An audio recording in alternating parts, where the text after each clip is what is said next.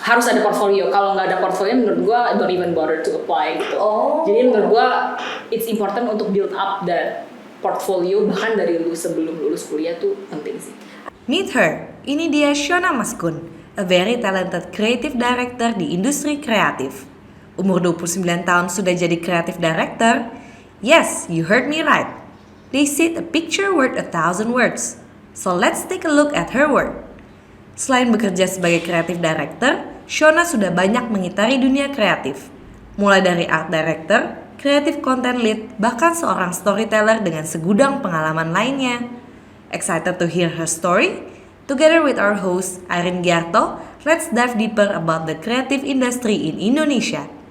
Halo Shona. Halo, perkenalkan nama gue Shona Maskun. Gue sekarang bekerja sebagai creative director di salah satu startup di Indonesia, Charge EV. Wih, keren banget nih Shona. Mungkin boleh diceritain sedikit backgroundnya Shona. Sekarang kan jadi creative director. Mungkin boleh diceritakan juga pengalaman sebelum-sebelumnya itu menjadi apa sih? Oke. Ceritanya agak panjang sih. Nanti kalau misalnya kepanjangan Gak apa-apa, dipercepat. Ya gak apa-apa. Sebenarnya sih mulai karirnya itu dari zaman kuliah sih. Jadi pas zaman kuliah waktu itu lulus tahun 2017. Jadi sebelum itu emang udah aktif di dunia kuliahnya gitu. Oke. Kayak waktu itu aku emang kuliah di Australia. Aku ambil Bachelor of Arts in Mass Communication. Di situ aku majoring in corporate screen production atau bahasa budaya film, dan juga minoringnya di advertising atau visual communication. Nah di situ waktu kuliah tuh gue cukup aktif in terms of kayak seek out a lot of opportunities gitu sih. Dan hoki banget waktu itu ketemu satu mentor, dia emang kayak pengajar gitu di 4 kuliahnya, dan dia selalu kasih tau kita kalau ada opportunity yang bisa kita ambil. Misalnya kayak ada, dia tuh suka nge-shoot misalnya pertandingan bola atau misalnya ada short film gitu, dia selalu tanya kayak kita mau ikut bantuin gak gitu kan. Jadi bersyukur banget bisa ketemu mentor itu, akhirnya benar-benar dibimbing dan dibantu gitu. Kalau in terms of design wise, waktu itu gue aktif banyak ikut organisasi di luar kuliah. Kayak kalau di Australia tuh itu ada namanya ACDA, itu kalau nggak salah namanya Australian Graphic Design Association. Satu lagi ada namanya TDK, The Design Kids Australia. Mereka itu sering banyak kayak event-event gitu yang mereka buat.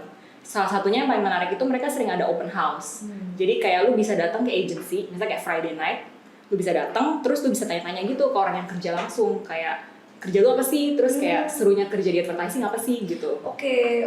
Itu diinisiasi oleh pemerintahan Australia, kampus lo, atau inisiasi oleh siapa biasanya? Lebih ke organisasi tadi, yang ada TDK. Itu kayak nationwide tapi terpisah dari pemerintah sih menurut gue.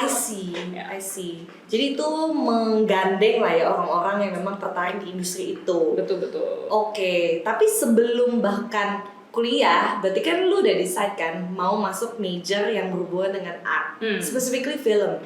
Nah itu kenapa? Apakah karena memang passion atau ada faktor lain? Sebenarnya sih awalnya pengennya jadi graphic designer dari awal tuh, dari kayak SMA lah bisa dibilang gitu kan. Terus akhirnya udah decide mau ngambil fokus ke graphic design. Terus sempet jadi kalau graphic design itu harus ambil namanya kayak foundation year gitu, kayak lebih belajar eksekusinya gitulah. Nah pada saat gue lagi ngelakuin itu, tiba-tiba gue entah kenapa tuh pengen film. Tapi graphic desainnya juga gak mau dilepas. Terus jadi kayak pengen dua-duanya, mikirin mau kemananya nanti aja lah pas lulus gitu kan. Jadi akhirnya cari course yang bisa belajar dua-duanya, which is mass communication itu. Jadi akhirnya decide untuk banting setir ambil ke situ. I see. Nah pas lu menjalani itu selama berapa tahun? Total 3 tahun selama di kampus. Lu langsung terjun ke dunia film, ke dunia graphic design, atau kemana dulu nih? Jadi lanjutan dari tadi cerita tadi, setelah kan pas kuliah itu cukup aktif gitu kan, akhirnya lulus tahun 2017, itu kebetulan masih stay di Australia. Jadi stay another 2 years. Waktu itu sempat kuliah lagi juga tapi kayak part time. Jadi sisanya itu dipakai waktunya untuk freelancing. Jadi emang nggak pernah kerja full time di Australia, tapi freelancing wise desain dan videografi sih, dua-duanya sih aktif. Nah kemudian dari pengalaman di Australia sebagai freelance gitu, kapan tuh mulai decide untuk balik ke Indo gitu? Iya, akhirnya sih tahun 2019 awal itu balik ke Indonesia. Mungkin bisa dibilang secara paksa disuruh balik karena visanya habis. Jadi mau nggak mau harus balik, karena gelap kan di Australia gitu. Jadi akhirnya pulang. Di situ akhirnya masuk kerjaan full time akhir 2019.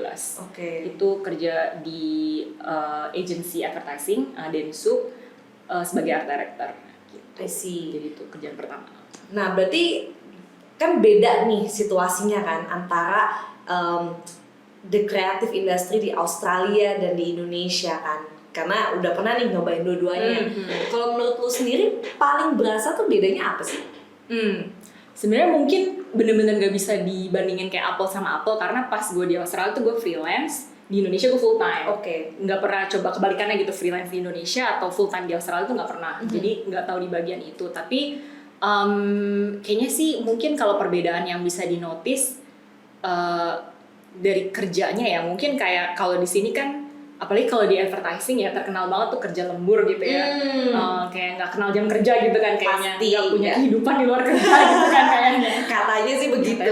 Ya kan. Nah, sedangkan kalau di Australia yang gue lihat nggak kayak gitu sih, mereka cukup ikutin jam kerja gitu.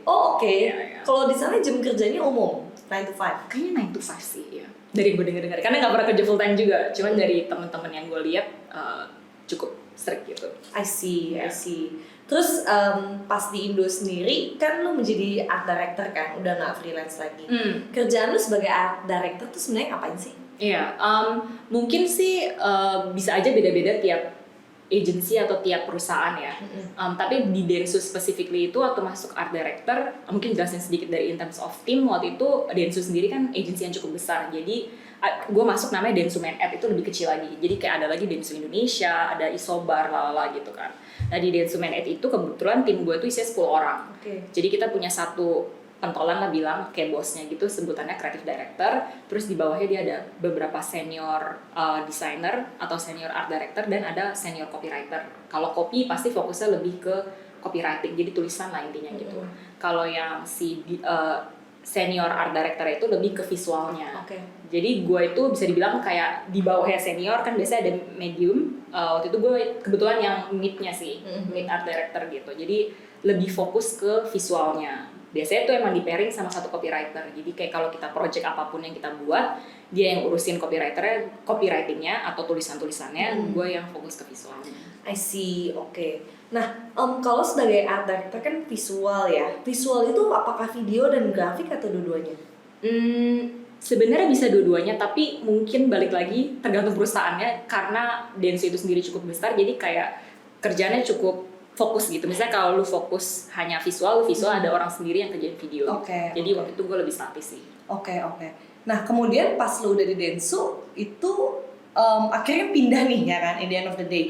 Pas lu pindah itu pindahnya ke agency juga atau ke corporate atau gimana? Akhirnya jadi gue di Dentsu itu hampir 2 tahun sampai tahun 2021. Saya kira gue pindah ke perusahaan namanya Wall Street English. Itu in-house, jadi bukan agency lagi. Dia kayak memberikan platform edukasi bahasa Inggris. Itu gue sebagai creative content lead. Nah, itu udah title-nya udah beda lagi nih ya. Creative content lead. Bedanya apa sih sama art director? Jadi jujur pas pertama kali pindah ke Wall Street English itu cukup kagok, karena sebenarnya pas gue pertama kali apply itu gue inget gue apply sebagai videographer. Mereka open videographer role kan, terus gue kayak ya udah gue mau coba gitu kan. Terus pas akhirnya udah lewat tahap interview kedua ketiga gitu dipanggil ke kantornya. Dan pas dipanggil itu dia bilang actually kita butuh role creative content lead, lu mau atau enggak. Jadi pindah gitu ya tawarannya. Shock ya, lumayan kaget gitu kan. Terus yang lebih kaget lagi juga sebenarnya kan art director itu kerjanya lebih kayak staff biasa lah maksudnya, dan ini tiba-tiba naik sebagai lead lah bisa dibilang gitu kan. Jadi tadinya tuh awal sempat galau mau ambil atau enggak, tapi this is a good opportunity juga gitu kan. Akhirnya yang memberanikan diri itu mengambil. Yang paling besar perbedaannya pastinya karena sebagai lead lu punya tim yang harus lu lead, itu pasti yang paling beda sih. Waktu itu di Wall Street English kebetulan ada 4-5 creative designer yang harus di lead gitu. I see, itu handle satu Indonesia. Betul. Pokoknya kreatif konten dari company tersebut, tapi untuk ya satu Indonesia basically semua cabang gitu ya. Betul. I see.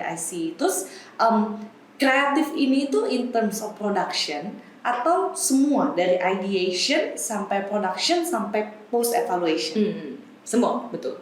Awal sampai akhir. Sampai set, iya dikerjain semua sama. tim kita yang kecil itu. Oh, oke, I see. Dinamikanya beda nggak sih sama lo kerja di agency? Beda sih. Mungkin bisa dibilang kayak gue bener-bener bisa kasih tahu nih bedanya.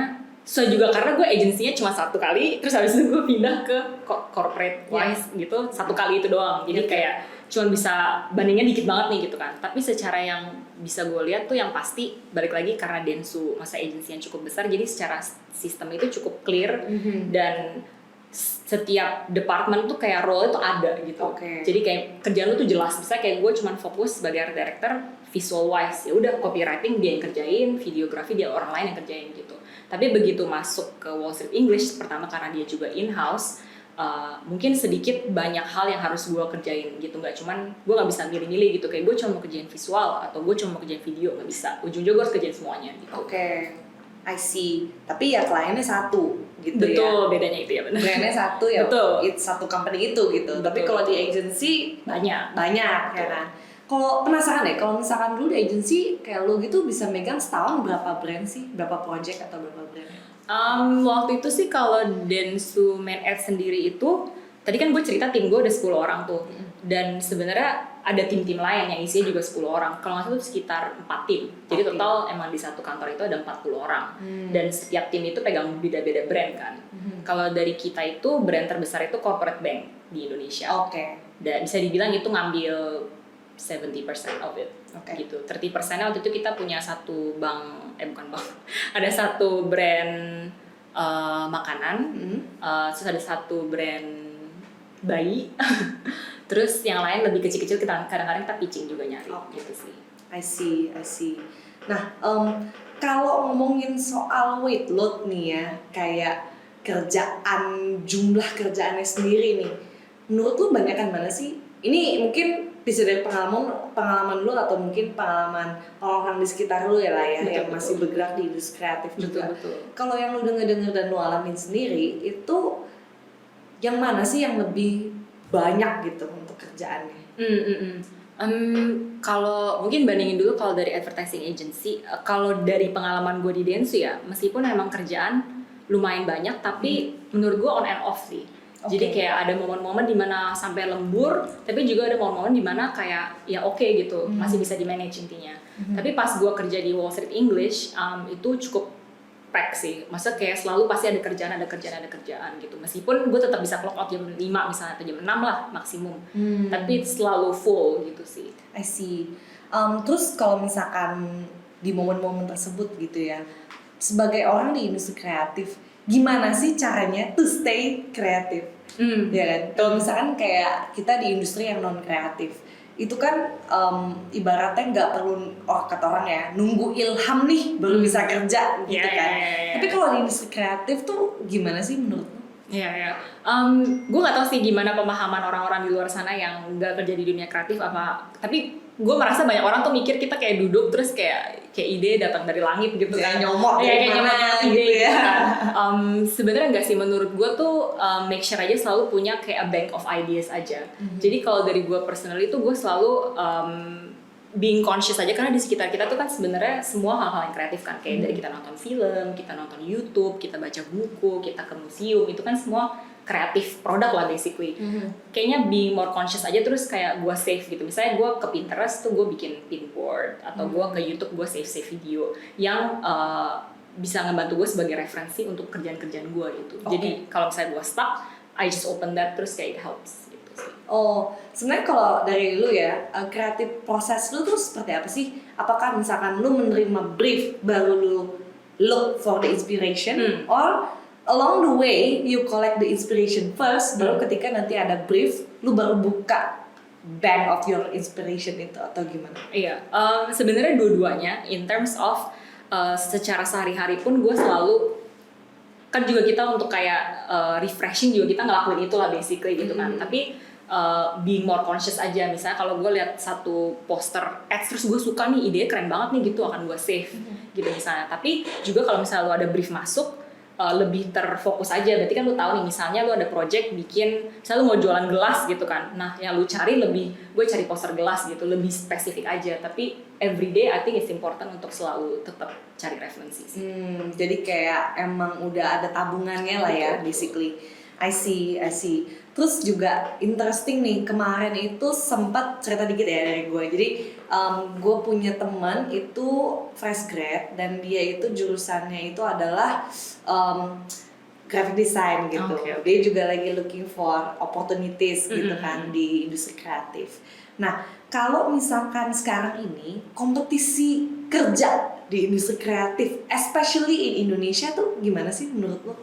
Berarti kayak lebih niche apa yang lagi trending iya gitu mungkin maksudnya. atau mungkin juga kayak kompetisinya tight nggak sih sekarang ini gitu dibandingkan maybe our days back then gitu yang pas kita baru lulus kuliah kayak 5-6 tahun yang lalu dibandingkan tahun 2023 post pandemic kan banyak shifting in careers kan. Betul. Curious kalau misalkan dari segi industri kreatif tuh gimana sih your take on that? Kalau aku ngeliatnya sih high demand ya. High demand. Maksudnya kayaknya banyak yang mau jadi orang kreatif gitu kan. Dan juga karena sekarang kan lagi hype nih social media, influencer gitu kan. Itu kan sebenarnya produk kreatif gitu. Benar. Dan banyak orang-orang itu punya background yang bahkan bukan dari dunia kreatif. Misalnya dia banting setir terus dia jadi influencer.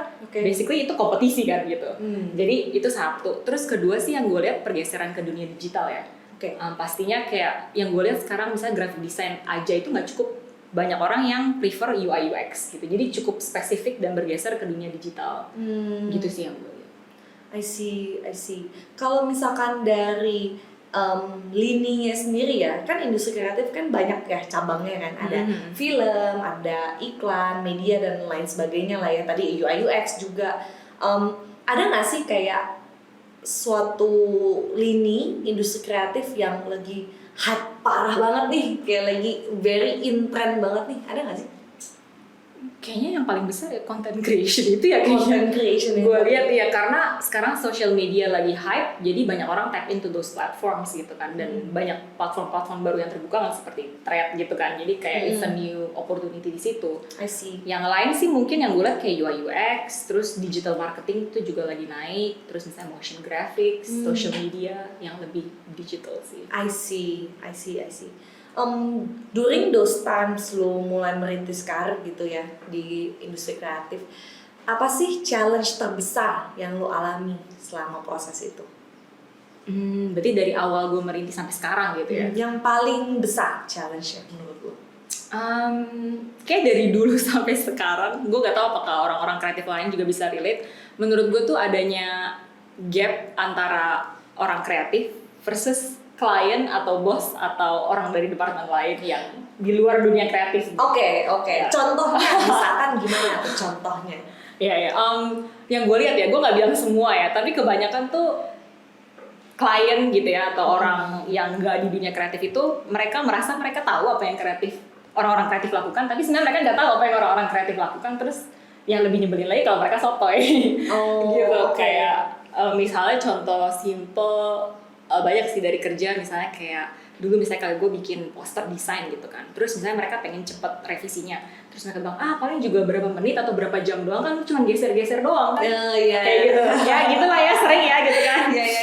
Ini gonta-ganti aja, cuma klik-klik aja bener gitu kan, masa untuk sehari gitu kan, sehari ya benar. Kayak gitu lah. Atau misalnya kayak ada desain, terus gue udah desain sedemikian rupa nih, terus habis itu ya kan dengan yang kita belajarin kan ya pasti harus ada ruang-ruang kosong lah ya di desain gitu kan. Terus nanti dia ke sebelah terus kayak ini kosong nih, bisa ditaruh apa nih di sini kayak gitu. Ya ada lah gitu lah. Kayak wah nggak nyaman banget nih space negatif space di poster gitu kan. Kalau kayak orang dulu pokoknya harus isi, pakai info apa nggak tahu, pokoknya isi. Betul. Gitu. I see. Kalau dari project-project lu yang lalu-lalu nih, lu punya nggak sih kayak project atau momen lah ibaratnya yang lu bisa paling banggakan during your career selama ini? Ada sih. Jadi pas waktu kerja di Wall Street English itu dulu pernah ada satu project kita disuruh bikin short film. Waktu itu kebetulan juga karena budget tight, jadi nggak bisa hire third party gitu. Jadi kita harus kerjain semua internal. Waktu itu cukup challenging, tapi hasilnya pun juga memuaskan karena kita benar-benar kerjain semua bareng-bareng. Tadi tim gue berlima itu kita benar-benar dari pre-production itu di situ involve dari kita bikin storyboard, terus bikin skripnya sendiri, itu kita casting, kita bikin timeline budget and everything, sampai produksi. Waktu itu kita syuting selama 3 hari. Itu jujur syuting yang nggak sehat ya, dari pagi ke pagi sampai mau mati. Hari ketiga kita syuting di Bandung. Oh wow. Ya, jadi cukup intens. Terus habis itu sampai post productionnya itu editing dan segala macam gitu sih. I see, benar-benar jadi hulu ke hilir banget ya. Oke, dan itu adalah something that the output and the process itu yang benar-benar lu proud banget gitu. Iya, betul. I see. Terus mungkin kita akan masuk ke dalam game section nih sekarang. Oke, jadi sekarang kita akan masuk ke segmen kedua, yaitu adalah True or False. Jadi kita akan main sama Shona, bintang tamu kita hari ini, untuk menjelaskan nih dari sisi Shona beberapa mitos atau fakta dari kerja di industri kreatif gitu. Jadi ini silakan Shona. Oke. Aku akan kasih ke Shona dan nanti aku akan kasih beberapa statement-statement yang umum diucapkan oleh teman-teman di sekitar kita tentang industri kreatif, dan dari Shona mungkin bisa memberikan insight mengenai itu, apakah itu benar atau salah, mitos atau fakta. Nah, yuk kita langsung mulai ya. Siap? Siap. Oke, pertanyaan pertama. True or false? Kerja di industri kreatif harus pakai laptop MacBook. False. Masa sih? Kayak semua pada pakai MacBook gitu. Minimal iMac lah gitu ya. Gimana? Sebenarnya bukannya kayak dari company kayak harus gitu. Oke. Tapi mungkin di juga sebenarnya secara spek MacBook emang keren gitu ya, maksudnya bagus dan cocok untuk kayak, karena kan kalau kita desainer atau videographer pasti kita butuh yang space-nya cukup besar lah intinya. Jadi MacBook tuh udah oke. Cuman kan ya dari harga juga berbeda gitu ya. Jadi nggak diharuskan dari perusahaannya. Cuman ideally it's great, tapi kalau nggak bisa nggak apa-apa. Oh, jadi sebenarnya nggak wajib, gitu ya. Jadi false ya. Ya, false. Oke. Nah, pertanyaan kedua, true or false? Kerja di industri kreatif kerjanya dari subuh ketemu subuh. Kayak false. Oh, false juga. Oke, kenapa tuh false? Ini juga, atau gue kayak setengah ya, karena setengah.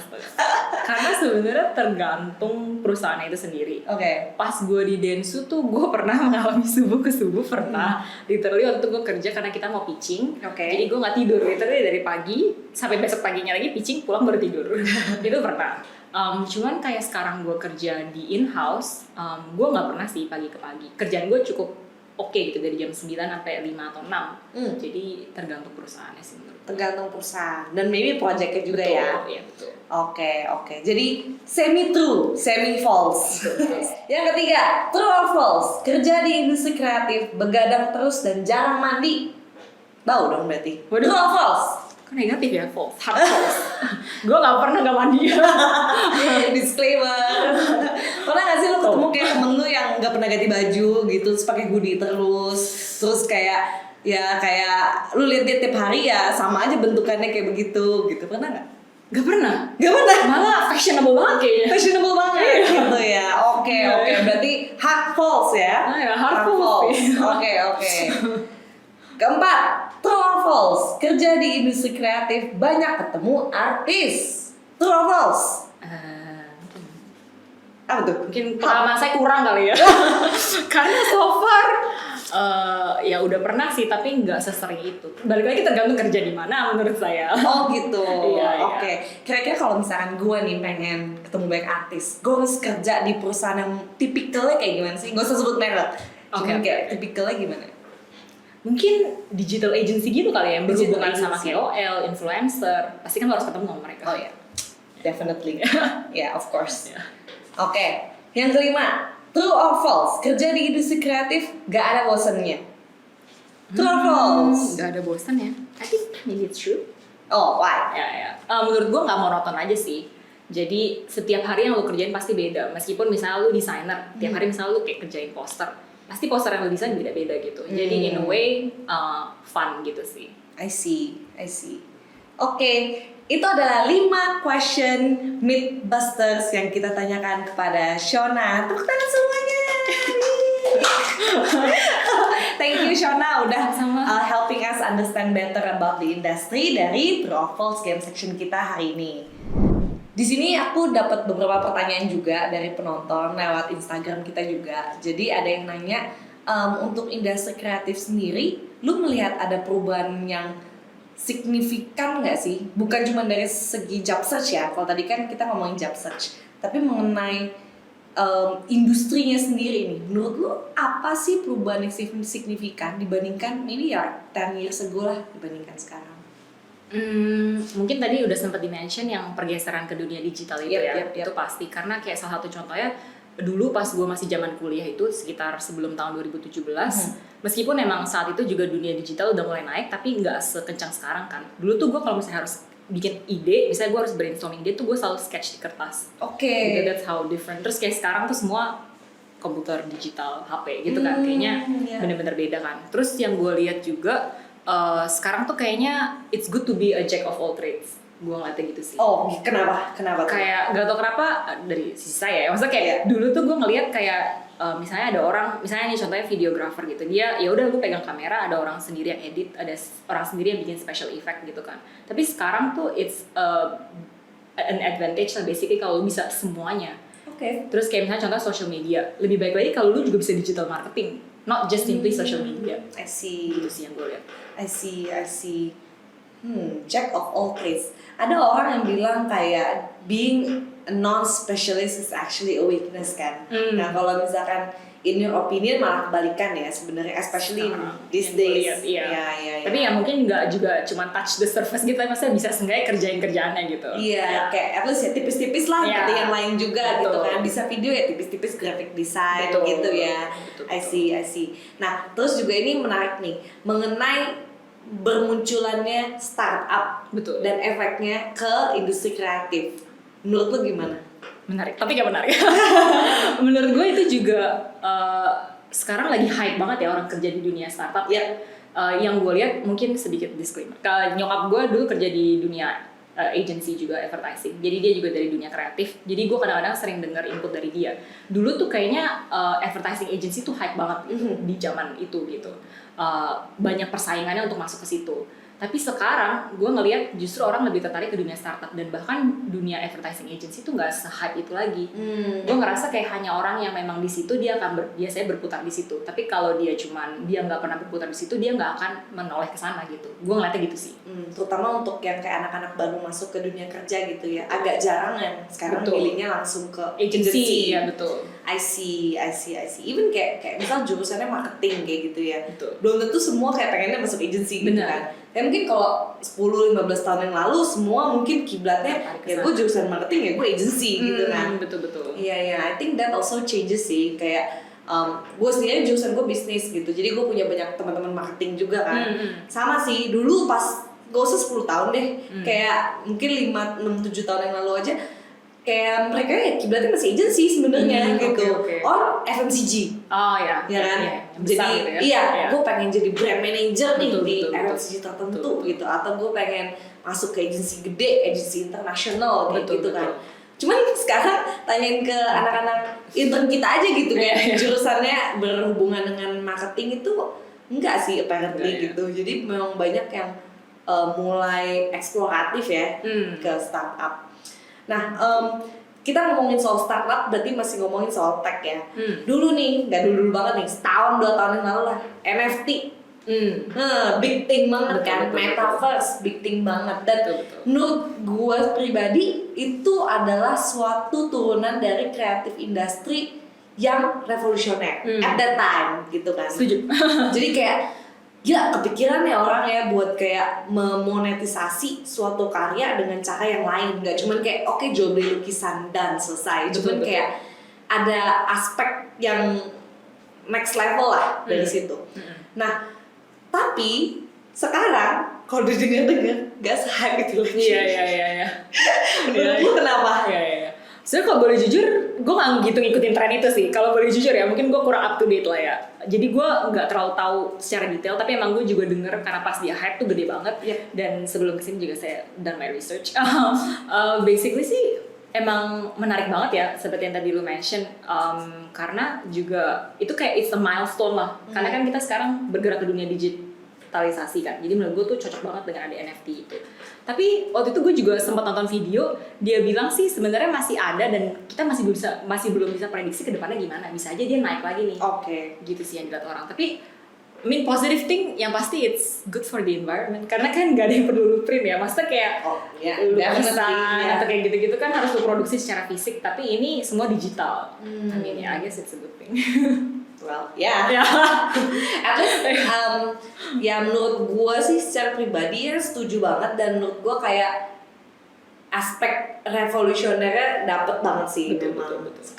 Kalau gue sih pribadi merasa it is great, but maybe not all of them great gitu. Karena NFT sendiri kan ada faktor supply and demand-nya yang perlu kita lihat kan, dan apakah market itu ready atau enggak gitu untuk menerima this product gitu. Jadi I think it's something yang memang masih perlu dieksplor lah ya gitu. Nah, kan kalau misalkan dari Shona sendiri kan kamu pernah kerja di agency, pernah di corporate juga pernah. Udah pindah berapa kali nih di corporate? Atau pernah di tipe kerjaan yang lain? Jadi tadi kan agency, terus akhirnya pindah ke Wall Street English, itu in-house setahun lebih, terus pindah ke kantor yang sekarang itu jatuhnya startup sih, motor listrik. Gitu. Motor listrik, oke. Nah, during all of those times, lu pernah gak sih kayak kerja dengan lintas generasi? Kayak ada anak muda banget gitu, Gen Z lah ya kita ngomongnya ya. Terus juga kayak boomers atau mungkin yang generasi-generasi lainnya, pernah gak sih? Pernah, sampai kaget kalau dia bilang lahirnya 2000 ke atas, gue kayak beda dunia gitu ya. Muda banget. Apa sih yang menurut lo paling beda gitu, dan apakah perspektif mereka terhadap the creative industry, how they work ya, itu juga beda atau enggak? So far sih kalau yang gue ketemuin, gue nggak pernah merasa ada gap ya. Mungkin contohnya di kantor gue yang sekarang tuh ada satu anak lahir tahun 2000. Gue aja kaget, wow dia udah kerja, ini kerjaan kedua dia gitu. Wow banget gitu kan. Tapi mungkin dia special case ya, karena dia cukup dewasa dan mature, jadi kayak nggak berasa kayak ngobrol sama seorang yang lahir dari tahun 2000. Tapi ngomongin topik soal beda age itu, gue sering dengar dari kanan kiri gue tuh kadang-kadang kita ngobrol seorang ada concern kayak gimana kalau lu punya atasan yang lebih muda dari lu.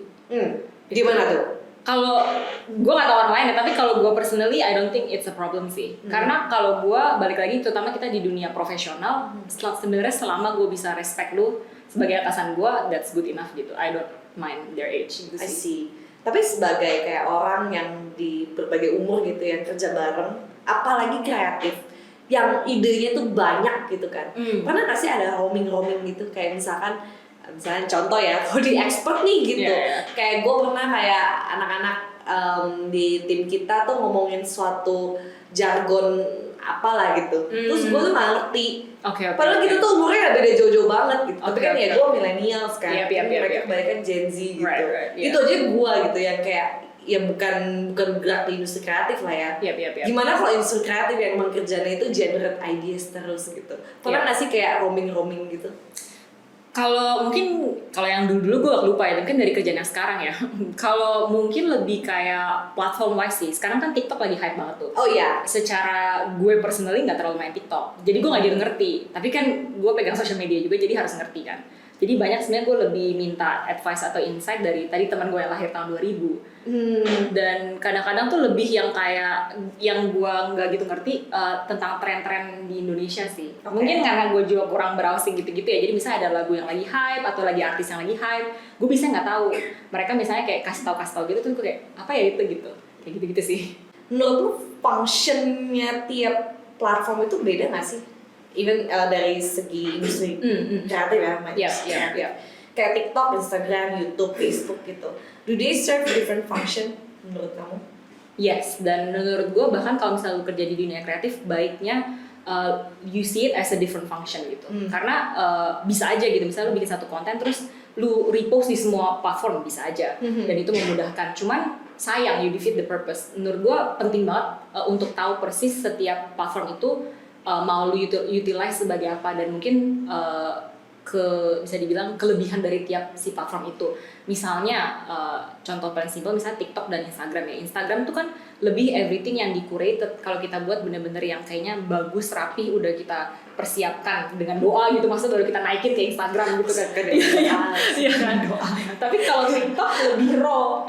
Justru orang maunya as it is aja, nggak usah terlalu banyak filter, nggak usah terlalu banyak editing, kayak as it is aja gitu sih. Oke. Understand. Terus kayak in terms of kayak pemain nih di industri kreatif sendiri di Indonesia, lu ngeliat ada yang beda nggak dibandingkan berapa tahun yang lalu, kayak shifting playersnya tuh gede nggak sih, atau kayak ya udah sama-sama aja orang itu lagi gitu, dan maksudnya nggak cuma orang as in personnya gitu ya, tapi juga company-nya, apa kayak ya udah gitu kayak mereka lagi gitu. Maksudnya brand yang naik di social media itu? No. I mean like the agency or the players in the creative industry, ya dia lagi gitu. Kayak pemain-pemain gedenya ya udah nggak terlawan aja kayak gitu aja sama beberapa tahun ini, or like is there like any new champions or like new competitor yang benar-benar lagi up and rising lah, the underdogs lah bisa dibilang gitu. Oke. Berarti ini in terms of kayak misalnya advertising agency yang berperan langsung di social media? Sebenarnya anything sih in terms of kayak creative industry ya, or even kayak mungkin dulu that type of bisnis tuh nggak ada gitu. Sekarang jadi ada gara-gara the change in era gitu kan. Betul. Mungkin kalau dari gue lihat ya, kalau misalnya kayak kita ngomongin misalnya brand-brand besar gitu ya, brand-brand ternama yang misalnya kerja sama advertising agency besar. Dulu kan zamannya tuh lebih kayak kita main di billboard, main di TV, dan pasti mereka harus beradaptasi ke dunia digital. Sedangkan banyak anak-anak millennials dan Gen Z ini yang mereka tumbuh dengan dunia digital. Jadi dengan mereka bisa langsung beradaptasi ke dunia digital itu. Jadi menurut gue bisa keselip sama anak-anak muda itu sih menurut gue, kayak contohnya konten kreator gitu kan. Bahkan mungkin brand besar bisa kalah dengan konten kreator itu, karena mereka lebih fasih dalam bahasa digital lah bisa dibilang. Gitu sih. Kayak zaman dulu nih kan semua brand itu kan ngincernya kan artis-artis ya, ya kan, artis ternama. Semakin artisnya ternama ya semakin mahal, mereka semakin nganggep ya performance-nya bagus gitu kan. Cuman kalau these days aku lihat banyak banget case di mana local brands ya, terutama mereka tuh pakai banget strategi yang nyasarnya tuh mikro, malah mikro KOL gitu. Betul. Jadi waktu itu sempat ngobrol juga nih sama temen gue, dia bilang kayak, ya kita pakai sih artis, cuman memang budgetnya itu nggak segede itu lagi, nggak kayak mungkin 10-15 tahun yang lalu gitu. Pembagiannya itu ya artis yang memang high class, misalkan kayak orang yang sering main iklan lah, atau yang sering main film, itu dikurangin budgetnya. Sedangkan budget sisanya itu dipakai buat go hiring aja micro KOL yang banyak banget kayak gitu kan. Yang katanya mereka satu lebih impactful, dua dari mereka pun jadi lebih raw gitu. Seakan-akan kamu tuh mendapatkan rekomendasi barang dari temen, bukan dari orang yang terlalu jauh atau kayak yang kamu terlalu nggak bisa relate karena mungkin dia papan atas banget gitu. Jadi banyak brand yang udah mulai shifting strategi itu ke arah sana gitu. Dan mungkin gara-gara itu juga mulai bermunculan agency khusus buat handle KOL mikro ini gitu kan. Mana ada dulu kayak 15-20 tahun yang lalu mah nggak main ya kayak gitu-gitu kan zaman kita dulu, mana ada kayak mikro KOL yang sebanyak ini gitu. Gila banget, dan kayak setiap industri tuh punya mikro KOL-nya sendiri gitu kan. Jadi menurut gue sih itu kayak rada crazy how fast things change sih ya. Terutama untuk creative industry gitu. Setuju. Kalau dari lu sendiri pernah nggak ketemu case di mana kayak klien lu atau brand lu tiba-tiba shifting changes in their marketing strategy gitu yang membuat lu kayak bertanya-tanya gitu, kok gitu sih gitu? Pernah nggak sih? Nggak pernah sampai bertanya-tanya sih, tapi emang tadi yang lu bilang itu benar banget sih, kayak misalnya kita recently ini kita mau ada satu event yang mau kita lakuin, pasti nggak mungkin cuman kayak gue mau undang misalnya satu artis gede, nggak mungkin, pasti ada that KOL influencer yang makro mikro gitu-gitu. Nggak mungkin kayak kalau dulu kan mungkin ya udah lu cukup punya satu brand ambassador artis besar ya that's it gitu. Enggak, tapi sekarang lu harus tap in ke yang tadi itu gitu. Jadi bener banget sih yang lu bilang, menurut gue shifting itu kelihatan banget ya. Iya sih, setuju banget. Sekarang itu kan juga media itu kan bisa ada macam-macam ya. Kalau dulu kan kita media hiburan ya, media hiburan itu paling apa sih gitu kan, YouTube doang lah ya palingnya. Sekarang tuh banyak OTT dan juga kayak streaming channel. Betul. Dulu kayak ya paling apa, TV kabel ya, TV kabel kita bayar kayak subscription buat TV kabel. Tapi sekarang dengan adanya Netflix lah, HBO Go, Disney Plus dan lain sebagainya, itu juga pasti ngaruh banget nggak sih ke industri kreatif? Nah, kayak kalau menurut lo sendiri, apa sih yang paling signifikan perubahannya dari hadirnya this giant OTT platform kepada industri kreatif? Mungkin dampaknya langsung ke gue nggak kerasa karena itu kan kayak dunia lebih entertainment dan film ya. Itu karena kan sekarang gue lebih, bisa dibilang lebih ke arah kreatif yang desain gitu ya. Jadi itu nggak pernah kena. Tapi mungkin lebih kayak as reference sih. Kayak contohnya menurut gue yang paling keren sebenarnya Netflix tuh banyak marketing apa sih sebutannya, marketing campaign-nya mereka tuh keren-keren gitu. Kayak nggak tanggung-tanggung gitu lah untuk mereka ngelakuin itu. Jadi yang gue lebih denger itu sering sebagai as references. Jadi misalnya kalau kita ada project apa, gue mau tuh yang kayak waktu itu Netflix buat tuh yang kayak gitu. Ya yang gue rasa lebih itu aja sih. Mereka kayak nge-reference gitu sih. I see. Kalau misalkan kayak Indonesian sendiri nih gitu kan, kita kan orangnya sangat konsumtif banget ya terhadap media kan. Apa sih pendapat lu mengenai konsumen di Indonesia? Also kan you have been in the backseat untuk brand dan juga agency kan. Menurut lu tipikal consumer Indonesia dibanding sama Australia aja deh, kan you've been to Australia kan before kerja di sana juga kan. Okay. Tipikalnya tuh kayak gimana sih bedanya? Kayaknya tuh nggak bisa bandingin sama Australia, dia terlalu jauh dan jauh lama ya, udah nggak inget ya. Tapi kalau selama kayak misalnya kerja gitu sih, so far yang pasti video based tuh lebih lebih gampang dicerna lah sama consumer. Gue nggak tahu orang Indonesia doang atau semua orang kayak gitu, tapi yang gue lihat kayak misalnya kita as simple as kita buat ads, it's much more effective untuk buat video ads dibanding statis ads gitu sih. Dan mungkin banyak tergantung social media platformnya juga kan, sering tuh mereka bilang kayak a few seconds di depan itu harus bisa grab interest orang gitu. Jadi ya itu benar banget sih, masa punchline yang mau lu taruh harus lu taruh di depan gitu untuk gaining mereka tetap nonton gitu basically. Oke. I see. Tapi kayak in terms of kayak netizen ya, kita ngomongnya netizen Indonesia gila sih menurut gue, different breed sih netizen of Indonesia menurut gue. Unik kayak kadang-kadang tuh kayak komen-komennya tuh suka unik ya absurd gitu, kayak terus kayak yang mereka sampaikan tuh kadang-kadang tuh gak kepikiran gitu loh, yang di highlight tuh apa, tim kreatifnya yang dinangkep tuh apa gitu kan. Betul. Apa sih pendapat lu mengenai netizen di Indonesia? A comedy of its own ya, lu kayak baca komen lebih seru daripada lu lihat. Iya loh, bener. Gue tuh kadang-kadang ngeliat postingan terus gue liat, wah ini sih belum selesai nonton nih gue postingan nih, gue bilang, wah ini sih pasti kena hajar netizen nih. Langsung gue buka komen gitu kan. Nonton belum beres sudah gue buka komennya. Langsung pasti komen paling atas tuh yang likes-nya banyak, komen-komen lucu-lucu deh gitu, yang kayak di luar nalar gitu. Bener. Apa komenannya gitu. Kalau menurut lu gimana? Iya, gue sampai banget sekarang sadar kalau misalnya gue lihat apa, pasti nggak mungkin miss untuk turun ke comment sectionnya gitu kan, pasti harus dilihat. Sebenarnya sih menurut gue menariknya sih itu juga satu opportunity ya, masa kalau lu bisa as a brand gitu, misalnya lu bisa do something about it. Kayak contohnya misalnya salah satu contohnya Netflix gitu, mereka tuh yang gue perhatiin kayak adminnya tuh aktif banget gitu. Kayak kalau misalnya di comment sectionnya Netflix tuh pasti selalu dia jawabin satu-satu, and that's a good strategy on its own gitu, karena terus mereka misalnya dengan cara mereka ngomongnya kayak temen sendiri gitu kan. Di situ juga kita sebagai consumer merasa kayak kita diperhatiin nih, kayak kita di notice nih gitu kan, dibanding kayak misalnya lu komen apa terus dikacangin gitu kan.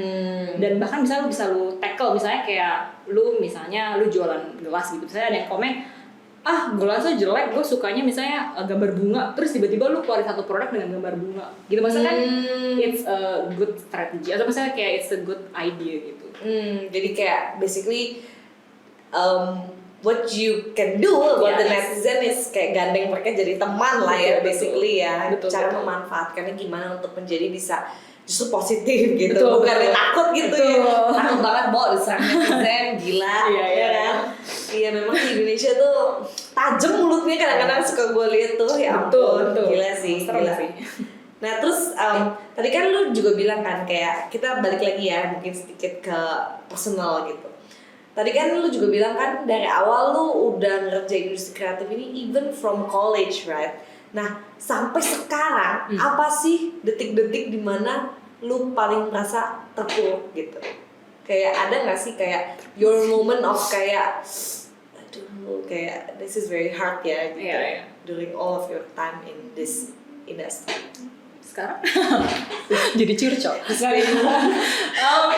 Kalau kita ngomongin down, kita ngomongin up dulu ya. Menurut gue sih masa-masa indah tuh justru masa-masa kuliah sih sebenarnya. Gitu. Karena kita belum went into the real world gitu kan. Dan misal dari pekerjaan-pekerjaan bisa lakuin atau pas gue bantuin freelance tuh lu masih exploring.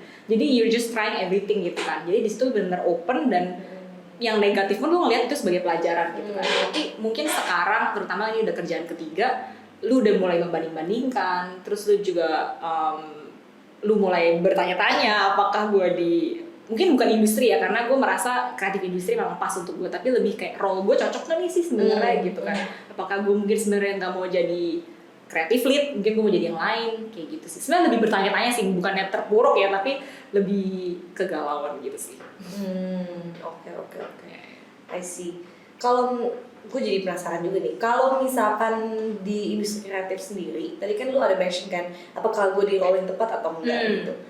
Sebenarnya kalau gue fresh grad ya, gue ngomong gue fresh grad nih. Kalau gue masuk industri kreatif, possible nggak sih gue misalnya gue nggak bisa gambar, terus kayak otak kreatif gue yang kayak buat kayak skill desain gue tuh capcay lah gitu, kurang bagus lah. Gue bisa gak sih masuk industri kreatif? Bisa dong, kan tergantung role. Nah, role-nya apa yang cocok buat gue yang gagap desain gitu? Sebenarnya gue juga gak gitu tau, karena gue bukan karir advisor.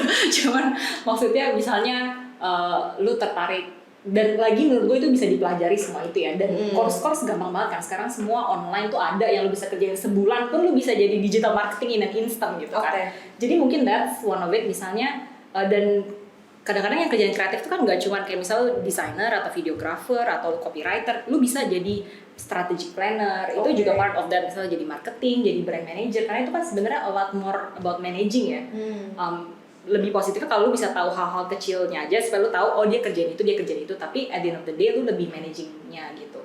Jadi ya itu bisa aja lu lakuin sih.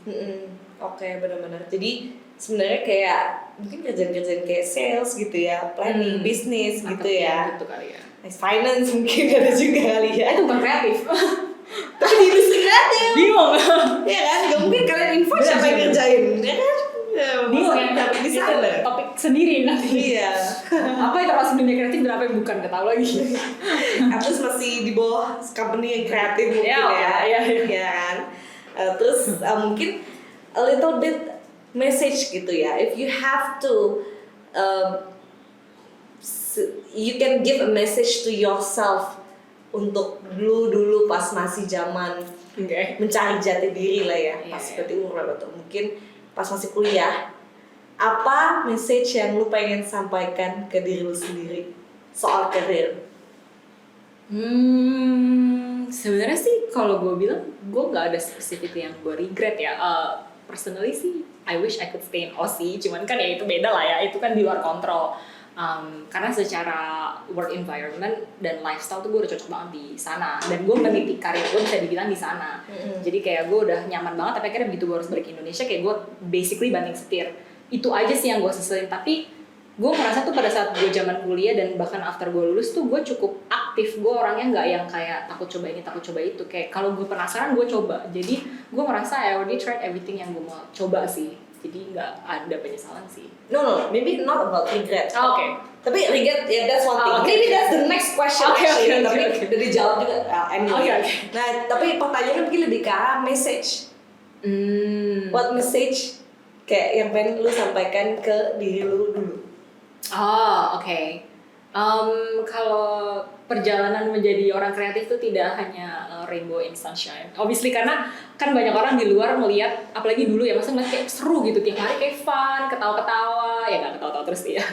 Cuman maksudnya kayak gue pikir fun gitu kan, kayak tiap hari gue kesini kesana gitu kan. Tapi at the end of the day, meskipun nggak monoton, tapi juga tetap ya lo harus kerjain, misalnya di meja, di balik layar gitu. Maksudnya tetap ada momen-momen dimana misalnya ketemu klien atau ketemu apa yang kayak terus maksudnya nggak semuanya indah lah ini ya, basically gitu sih. During your proses itu berarti kan ada yang nggak semuanya indah kan, part apa sih yang menurut lu nggak indah gitu? Apakah kayak di brainstorming, apakah kayak di ketemu klien atau apa?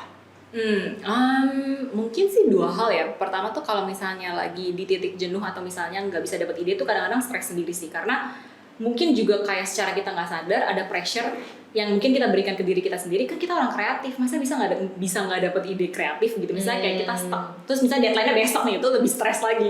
Kayak gue harus dapet ide sekarang nih, kalau nggak besok nggak ada kerjaan gitu kan. Kadang-kadang bisa beat myself up karena itu satu. Terus kedua ya tadi yang sempat di-mention juga, lebih ke miskom mungkin yang kadang-kadang sering terjadi sama orang yang di luar dunia kreatif tadi, misalnya karena klien atau bos atau departemen lain yang request kayak gitu sih.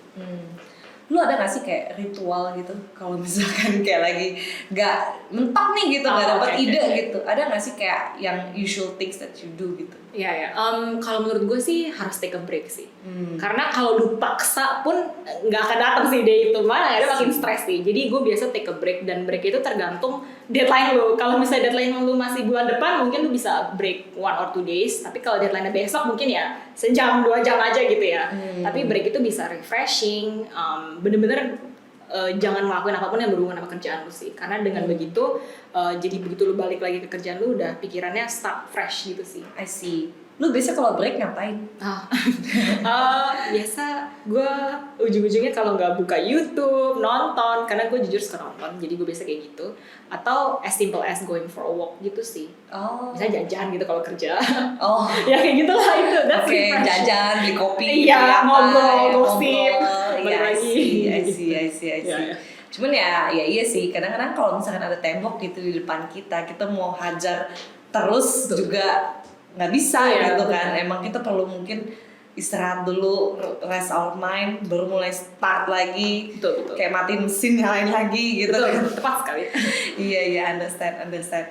Terus kalau misalkan dari lu nih, tadi kan message to yourself kan, back then.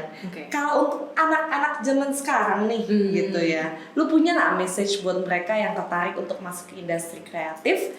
Apa sih saran atau tips yang lu bisa berikan kepada mereka in their early days? Iya. Pokoknya yang mau masuk ke dunia kreatif, saya support. Go for it.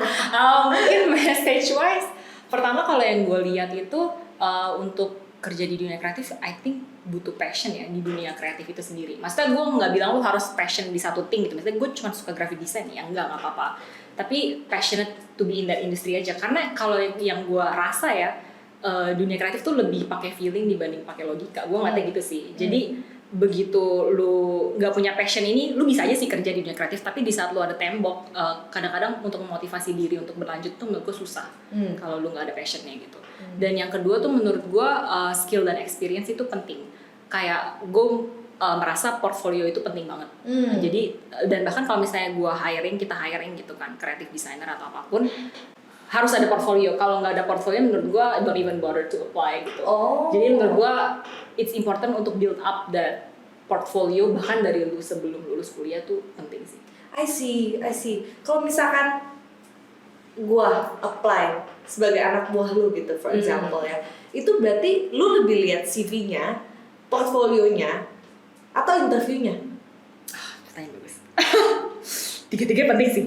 Tapi gue lebih portfolio dan interview. Mungkin portfolio wise tuh lebih untuk gue tahu persis skill dan experience dia. Interview biar gue tahu orangnya. Oke. Gitu sih. In terms of priority, Dari ketiga itu 1, 2, 3 satunya apa? Sulit ya. Kayaknya gue lebih 1 interview, 2 portfolio, 3 CV. Oke. Apa sih kriteria kandidat portfolio dan interview yang bagus menurut lo? Berat juga. Saya baru kerja 3 tahun. Saya nggak sejago itu. Kalau balik lagi tuh tergantung role apa ya. Jadi gue nggak pernah merasa satu portfolio itu jelek atau bagus. Tergantung balik lagi kebutuhannya apa. Misalnya yang lu hire memang fresh graduate, ya jangan harapkan portfolio dia kayak isinya 50 amazing brand gitu kan. Kecuali lu cari yang 10 plus years experience, pasti lu harapkan itu. Kalau dari portfolio itu balik lagi as long as lu punya portfolio, menurut gue that's already good gitu. Oke. Kalau misalnya interview, karena menurut gue tuh at the end of the day kita kerja as a team. Jadi kayak penting banget kalau kita bisa kerja together gitu. Lu jago banget skillnya tapi kita nggak bisa kerja bareng, menurut gue itu susah sih. Jadi kalau interview gue by feeling aja sih. Gue kalau misalnya ngobrol gitu kayak gimana komunikasi kita cocok atau enggak, terus gimana kayak small gue kadang-kadang notice small things sih. Misalnya kayak kita lagi interview, misalnya online nih, terus dia duduknya kayak ngobrol sama temen gitu kan, padahal kita interview nih, maksudnya kayak cukup serius gitu. Itu bisa ngeliat dia seniat apa dengan interview ini gitu. Take it seriously. Iya, kayak gitu misalnya hal kecil gitu sih. I see. Lu pernah nggak ada pengalaman di mana lu lihat, wah gila, kerja sama nih orang challenging banget ya? Gitu. Yang sampai challenging banget enggak, tapi yang tadi gue inget yang itu sih, pernah ada satu interview terus dia kayak interviewnya di luar kan. Maksudnya dia bukan kayak di kamar dia ada orang lewat gitu maksudnya. Kayak di kantor dia juga mungkin dia interviewnya kali ya. Terus dia duduknya tuh kayak literally kayak kita lagi Zoom as friends gitu, bukannya kayak interview as user and orang yang mau cari kerja gitu. Dia literally kayak sambil selonjoran, terus kayak orang lewat kayak diajak ngomong, terus gue kayak, loh bukannya kita lagi interview ya? Kayak gitu sih, gue cuman kaget aja sih. Tapi nggak ada yang sampai kayak, ih ini nggak banget gitu, enggak sih. Itu lumayan nggak banget sih sebenarnya. Iya sih. Ya udah gitu, cukup tahu gitu dong. Oh oke. Lu pernah nggak juga ada kayak kasus ini kan kayak kasus sama orang interview kan? Tapi pernah nggak lu kayak mengalami kasus juga sama klien? Kayak pernah nggak sih kayak this is very stressful event gitu sama klien or even your boss juga? Kalau pas di agency sih klien so far semua oke ya, dan juga kita kan kalau di advertising tuh ada account apa sih sebutannya, account eksekutif. Biasanya kan mereka yang lebih tektokan sama klien, kita hanya kalau pitching atau kita kasih ideation, jadi kita nggak terlalu tektokan sama klien. Tapi so far kliennya oke semua sih. Mungkin lebih ke bos ya. Ya tadi cerita gap yang tadi sih, karena mungkin dia juga nggak gitu tahu persis apa yang seorang creative person lakukan. Ya kadang-kadang bisa kasih timeline suka-suka dia, kasih revisi suka-suka dia, kayak gitu sih. Dan kebanyakan dia nggak mau tahu, ya pokoknya gue mau kayak gitu. Well, story of a lot of people's life ya sebenarnya ya. Iya. Oke. So, maybe tadi kan udah diberikan nih pesan buat teman-teman kayak gitu kan.